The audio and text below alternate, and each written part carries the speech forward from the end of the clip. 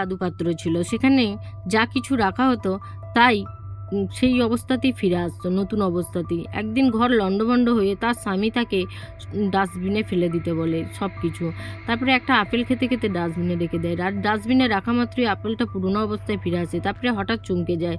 তারপরে ডাস্টবিনটাকে তুলে নিয়ে একটা ভাঙা পাত্র দিলে সেই পাত্র আগের অবস্থায় ফিরে আসে। তখন লোকটার মাথায় বুদ্ধি আসে, একটা গাছও নিয়ে এসে জীবিত করে ফেলে। তারপরে তার স্ত্রীর দিকে তাকায়। স্ত্রীর মুখটা ডাস্টবিনে দিলে অসম্ভব সুন্দরে পরিণত হয়।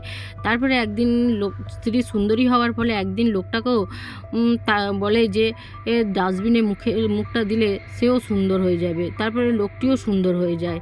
তারপরে তারা টাকা পয়সাও এইভাবেই করছিল। হঠাৎ দেখতে দেখতে তার স্ত্রী আরও বয়স্ক হতে লেগে যায়। তখন সে আসে ডাস্টবিনের কাছে, কিন্তু স্ত্রী জোরপূর্বক না গেলে জোর করে নিয়ে যেতে লাগে। তারপরে স্ত্রী বয়স্ক হয়ে যায়, লোকটিও বয়স্ক।